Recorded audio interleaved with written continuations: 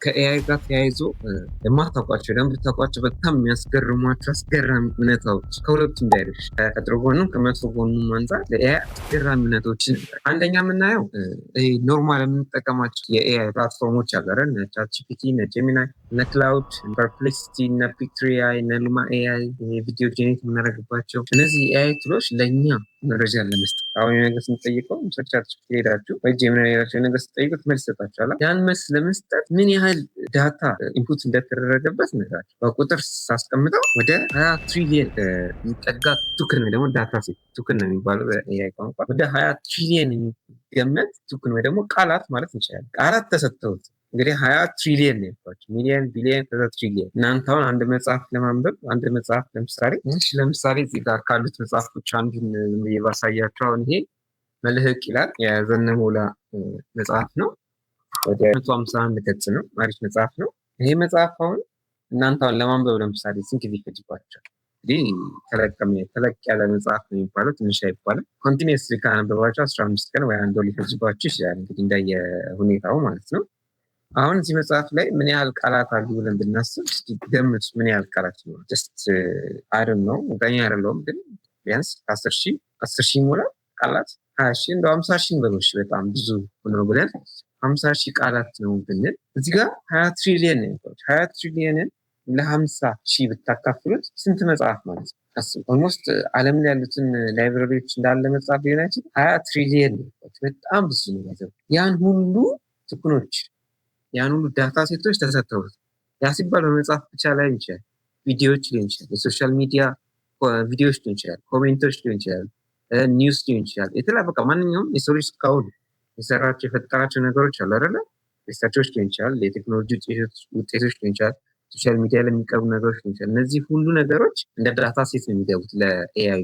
ስለዚህ 20 ትሪሊየን የሚጠጋ ጥቅኖችን ወስዶ ነው እነዛን ወስዶ ሰልጥኖ ነው። ያ እንደሚያደርገው በስንት ጊዜ ይመስላችኋል? ዊዝን ዋን ዊክ ነው። እኔ ይሄን መጽሐፍ በአንድ ሳምንት ለመጨረስ ሊከብደኝ ይችላል ለመናገር። ብዙ ነው፣ ትንሽ ጠቅጠቅ ያለ መጽሐፍ ነው። አንድ ሳምንት ሊፈጅብን ይችላል። 20 ትሪሊየን ማለት በመጽሐፍ አንድ ሰው እኔ ለምሳሌ ቀኑን ሙሉ ለሰባቱም ቀን በአንድ ቀን 24 ሰዓት ሙሉ ባነብ 365ቱንም ቀን በሙሉ ቁጭ ብዬ ስራዬ ይሄን መጽሐፍ ማንበብ ቢሆን ስራዬ በቃ አነባለሁ፣ እበላለሁ፣ አነባለሁ፣ ምንም መተኛት የለም። ሰባቱንም ቀን 24ቱንም ሰዓት 365ቱንም ቀን ስራዬ መጽሐፍ ማንበብ ቢሆን ይሄ 20 ትሪሊየን የተባለውን ዳታ ሴት ለመሙላት 50 ሺህ ዓመት ይፈጃል። 50 ሺህ ዓመት አስቡት። እኔ ለብቻ ያን ነገር 50 ሺህ ዓመት የፈጀውን በአንድ ሳምንት ውስጥ የኤአይ ቱል ተቀብሎ ሴቭ ያደርገዋል። ኢቨን ሌላ የሚገርመው ነገር እኔ ይሄን ለምሳሌ እያነበው ከ10ኛው ገጽ ላይ 20ኛው ገጽ ላይ ሲሄድ 11ኛው ገጽ ላይ ስለምን እንደተወራ የሆነ አንድ ሁለት መስመር ስለ ሀሳቡ ላወራ ይችላል እንጂ ኤግዛክት ምን እንደሆነ ኤግዛክት እያንዳንዱ ቃል ምን እንደሆነ ያስታውስ አልችልም። ኤአይ ግን አይረሳም። አስቡት እንግዲህ ዓለም ላይ ያሉትን መረጃዎች እስካሁን የተሰሩ የቴክኖሎጂ ውጤቶች ሪሰርቾች በሙሉ ይሰጠውና ከዛ ልክ ስትጠይቁት ከነዛ ውስጥ እናንተ ለጠየቃችሁ ጥያቄ የሚሆን ነገር ላይን በላይን የምትፈልጉት ነገር ብቻ ይሰጣቸው። ስለዚህ ኤአይን ስትጠቀሙ በቃ ዓለም ላይ እስከዛሬ የተሰራ ነገር በሙሉ አካዳሚክ ሊሆን ይችላል፣ ቴክኖሎጂ ሊሆን ይችላል፣ በሶሻል ሚዲያ ያሉ ነገሮች በሙሉ የተሰጠው የሆነ መሳሪያ አለ መረጃ የያዘ። ከዛ ውስጥ እናንተ የምትፈልጉት ነገር ስትጠይቁት ከዛ እያወጣ የሚሰጣችሁ አካል ማለት ነው። ሰው ያልሆነ አርቲፊሻል የሆነ ነገር ማለት ሮቦት ማለት ይችላላችሁ። ስለዚህ ምን ያህል ነገሮችን የሚያቀል ምን ያህል እንትን እንደሆነ በዚህ ልክ መረዳት ትችላላችሁ። ይሄ ትልቅ አስገራሚ ስለ ኤአይ ያላችሁ እውነት ሊቀይር የሚችል እውነታ እንደሆነ መገንዘብ አለባችሁ ማለት ነው።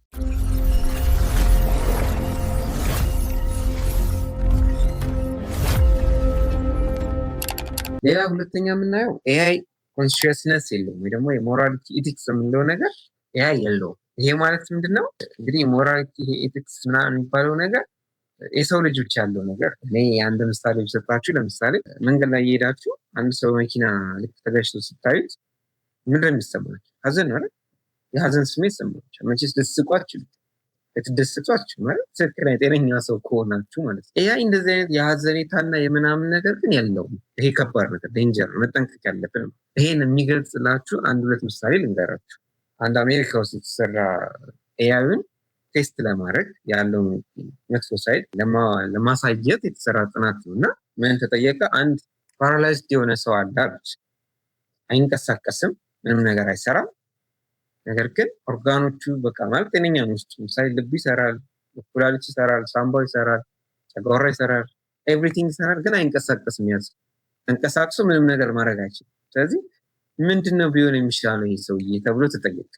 ምንድነው ምን አይነት ነው አሁን የሜዲካል ውሳኔ ዲሲሽን ስፔሻሊ ከሜዲካል ጋር የተገናኙ ነገሮች ለኤአይ እንደ ዲሲሽን ሜኪንግ መጠቀም ጥሩ አይደለም ይባላል። ማለት እንደ ኤአይ አሲስታንት ነው እንጂ የመጨረሻ ውሳኔ ላይ ኤአይን አታርጉት ይባላል። እንደውም ብዙ ጊዜ ያለ ምንድነው አሁን እንዳልኳችሁ ይሄ ኮንሺየስነስ የለውም እና ምን ቢደረግ ይሻላል ይህ ሰውዬ ተብሎ ተጠየቀ። ኤአይ የመለሰው መልስ በጣም አስገራሚ።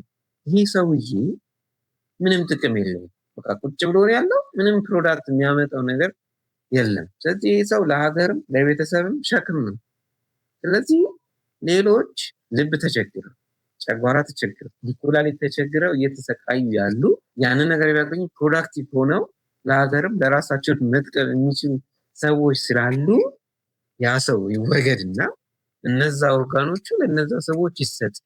10 የሚሰሩ ኦርጋኖች ካሉት ለ10 ሰው ይሰጥና 10 ፕሮዳክቲቭ የሆነ ሰው እናገኛለን። ለሀገርም ለቤተሰብም ለብዙ ነገር ይጠቅማል ብሎ ምላሽ ሰጠ። እንግዲህ ይሄ እንደ ኖርማል እንደ ሰው ናችሁ ስታስቡት ትክክል አይደለም አይደል? ሰው ልጅ ነው፣ ሰው ልጅ ክቡር ነው። የሰው ልጅ ህይወት በፈጠራት በራሱ ፈጣሪ ነው ማለትም ካለባት አይደል? ስለዚህ እንደዚህ አይነት ይሄ ኢቲካል ያልሆኑ ውሳኔዎች ሊወስን ይችላል፣ በተለይ ከሜዲካል ጋር የተገናኙ ነገሮች። ስለዚህ ኤአይ ስንል ኤአይን ስንጠቀም ይሄ ያሉት ይሄ የኢቲካል ነገሩ እንደሚጎለው እና ኮንሽስነስ እንደሌለው በደንብ መረዳት አለብን። ኤአይን ስንጠይቀው ራሱ ምን አይነት ነገሮች መጠየቅ እንዳለብን በደንብ ማወቅ አለብን ማለት ነው። ሌላ አንድ ምሳሌ ጨምርላቸው። አሁንም እዛ አሜሪካ ውስጥ የተሰራ ጥናት ነው። አሜሪካኖች እንግዲህ ግሪንላንድ የሚባል ቦታ በጣም እንደሚፈልጓት ታውቃላችሁ። ምክንያቱም ብዙ ነዳጅ አለ፣ እዛ ላይ ትንሽ የሰው ብዛት ነው ያለው። ከዛም በተጨማሪ ደግሞ ብዙ ናቹራል ሪሶርስ አላት ግሪንላንድ የምትባለው ቦታ ማለት ነው። እና ብዙ ጊዜ ኤአይ አሜሪካ ኮንትሮል ለማድረግ ትሞክራለች ያንን ቦታ እና ኤአይ ጥያቄ ተጠየቀ። ይሄ እንግዲህ ሚሊታሪ ኦፕሬሽን ማለት ትችላላችሁ። ሚሊታሪ ኦፕሬሽን ላይ ኤአይ ቢገባ እንደማለት ነው እና እንዴት ብናደርግ ይሻላል? እንደዚህ ቦታ ኮንትሮል ማድረግ እንፈልጋለን፣ ይሄን ያህል የሰው ብዛት አለ፣ ይሄን ያህል ናቹራል ሪሶርስ አለ ምናምን ተብሎ ተጠየቀ። ከዛ አሁንም የመለሰው ምላሽ በጣም የሚያስደነግጥ ምን አለ? አንደኛ በጣም ትንሽ ሰው ነው ያለው እዛ ላንድ ላይ፣ እዛ ግሪንላንድ የሚባል ቦታ ትንሽ ሰው ስለሆነ እነዛን ጥቂት ሰዎች አስወግዷቸው ወይ ደግሞ በሌላ አማርኛ ግደሏቸው። ከዛ ቦታውን በነፃነት መቆጣጠር ትችላላችሁ።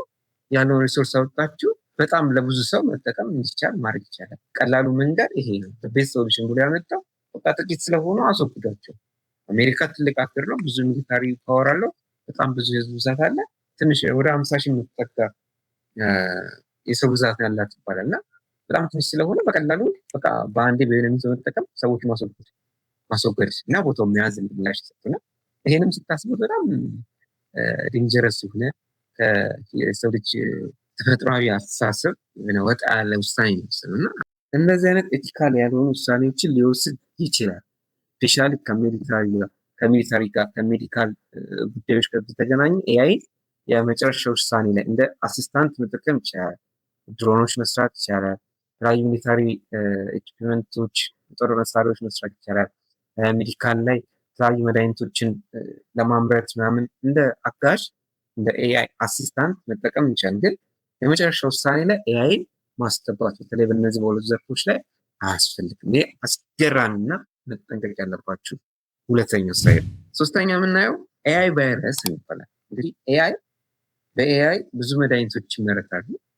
ለብዙ አንድ መድኃኒት ከ10 እስከ 20 ዓመት የሚፈጅ መድኃኒቶች ካሉ ኤአይን በመታገዝ በጥቂት ዓመታት ውስጥ ግኝቶች ማግኘት አዳዲስ መድኃኒቶች እንድናገኝ እየረዳን ያለው በመስራት እንደሚታወቀው። ነገር ግን በዛው በተዘዋዋሪ ደግሞ ኤአይ አርቲፊሻል ቫይረስ እንዴት ማምረት እንችላለን ብለን ጠይቀን በኤአይ ታግዘን ኤአይ ቫይረስ ተመርቶ እንደ ዊፐን ሊጠቀሙበት ይችላሉ የሚል ስጋት ደግሞ አለ። እንግዲህ አስቡት፣ ሊሆን ይችላል አይታወቅም። በኤአይ የተሰራ ቫይረስ እንግዲህ ኮሮና ቫይረስ ምን አልፎናል። ከነሱ ባይዘዌ ስለ ኮሮና ግልጽ የሆነ መረጃ እስካሁን የለም። ግማሽ ሳይዱ ሆን ብሎ የተመረተ ነው ይላል፣ ግማሽ ሰዓት ደግሞ ኢንተርኔት ነው ድንገተኛ የመጣና አይታወቅም ይላል እና አንዳንዴ እንደዚህ አይነት ኤአይ በጣም አድቫንስድ እየሆነ ሲመጣ እንደዚህ አይነት የሆኑ ኤሪያዎችን ለመቆጣጠር የሆኑ አካላትን የሆኑ ሀገራትን ምናምን ለመጉዳት በእንደዚህ አይነት መንገድ ኤአይ ቫይረሶች ተመርተው በተለያየ መንገድ ሊሰራጩ ይችላል እና እንደዚህ አይነት ነገሮችም ላይ ይሄ ትልቅ ስጋት እንደዚህ አይነት ነገሮችም ላይ መጠንቀቅ ያስፈልጋል። ኤአይ ሲባል ይህንንም እንድታስቡ ኤአይ ማወቅ ለመጠቀም ብቻ አይደለም። መጠቀም ፍላጎት ካላችሁ በአግባቡ መጠቀም ይቻላል። ነገር ግን መጠቀም ፍላጎታችሁ ከሌላችሁ ደግሞ ትክክለኛ ያልሆኑ መረጃዎችን እንድትለዩና ሌሎች እንዳይጠቀሙባችሁ ትሆናላችሁ። ይህን እንዳትረሱ። ሌላ ሶስተኛ ላይ የምናየው ኤአይ ኢንፎርሜሽን አሁን ላይ ለኤአይ እንደነገርኳችሁ ኤአይ የሚሰራው ዳታ ተሰጥቶ ከዚህ የተሰሩ ሪሰርቾች የቴክኖሎጂ ስቴጆች ሁሉ ነገር ተሰጥቶት ስለዚህ አሁን ባለው ሁኔታ ያሉ እስከዛሬ የተሰሩ ነገሮች ለኤአይ እንደ ግብአት ተሰጥቶት አልቋል። የተሰሩት ነገሮች በጣም ውስጥ ብዙ ነገር እየተሰራና ብዙ ነገር የተሰሩት ነገሮች ተሰጥተውት አልቋል። ስለዚህ መረጃ አሁን ላይ አዲስ መረጃ እየተሰጠ አይደለም። በቃ ምንም ያለው ነገር ነው እንጂ ዱፕሊኬት እየሆነ ያለው አዲስ መረጃ፣ አዲስ የቴክኖሎጂ ውጤት፣ አዲስ የፈጠራ ውጤት፣ አዲስ ሪሰርች አይዲያ ምናምን ስለዚህ የሌለ ነገር ብዙ እየተገኘ ነው። ስለዚህ ኢንፎርሜሽን አጥቷል አሁን ለኤአይ ማለት ነው። ስለዚህ ያ ሆነ ማለት ምንድነው? ምን አይነት ስጋት ያመጣል? ኤአዩ ልክ ኢንፎርሜሽን ሲያጣ በቃ አሁን ለምሳሌ እንዴት ነው አንድ ወረቀት ኮፒ ስታደርጉት ከዛ የኮፒውን ድጋሚ ኮፒ ስታደርጉት ከዛ ኮፒ ስታደርጉት እንዴት መጨረሻ እየደበዘዘና ኦልሞስት እየጠፋ ይላል አይደል? ስለዚህ የሚሰጣችሁ መረጃ ሁሉ ጊዜ የተሰጠው አንድ አይነት ነገር ሆነ ሁሉ ያንን ነገር ሪፕሊኬት ያደረገ ራሱን የሚሰጣችሁ ከሆነ የሆነ ችግር ሊፈጠር ይችላል። እንደው የመደብዘዝና የሚሰጠውም ነገር ውጤቱ እየተቀነሰ ይላል። ምክንያቱም በየጊዜው አፕግሬድ እየሆነ መሰልጠን አለበት አዳዲስ ነገሮችን አናላይዝ ለማድረግ ማለት ነው። ምክንያቱም ሁሌ አንድ አይነት ጥያቄ የጠየቃችሁ የተሰጠውን መረጃ ደግሞ አንድ አይነት ከሆነ በቃ ራሱ እያወጣ ስለሆነ አንዳንድ የመርሳትና ስህተት የመፍጠር ነገር ይኖር ይችላል። ግን ልክ ኢንፑቱ ላይ አዲስ ነገር ስትጨምሩበት ከዛ ጥያቄ ስጠይቁት አናላይዝ ከአዲሱ ነገር ከአናላይዝ አድርጎ ስለሚሰጣችሁ ጥሩ መልስ ይሰጣችኋል። ስለዚህ አሁን ላይ ያሉት የሚሰጡት ግብአቶች ኢንፑቶች እያለቁ ስለሆነ የተሳሳተ ኢንፎርሜሽን ሊሰጥ ይችላል። ስለዚህ ሁል ጊዜ ኤአይን ስትጠቀሙ ደብል ቼክ ማድረግ እንዳለብን እንዳትረሱ። ይሄ እንዳይሆን አርቲፊሻል የሆኑ ኢንፎርሜሽኖች፣ ያልተሰሩ ነገሮች ሰዎች አሁን ባይዘው እንደ ቢዝነስ እየሆነ ነው። በተለይ ውጭ ሀገር ላይ ሲንተቲክ ኢንፎርሜሽን ይባላል። የሌለ ነገር እንደ አዲስ መረጃ አድርጎ ኤአይ መስጠት ማለት ነው። ይሄ አሁን ከላይ የጠቀስኩላችሁ ችግሮች እንዳይፈጠሩ። ስለዚህ ያ ሲደረግ ግን ያን ኢንፎርሜሽን የሚያስገቡት ሰዎች ሚስ ኢንፎርሜሽን ሊያስገቡ ይችላሉ። የተዛባ ኢንፎርሜሽን ሊያስገቡ ስለሚችሉ ሁልጊዜ ክሮስ ቼክ ማድረግ ያስፈልጋል ማለት ነው።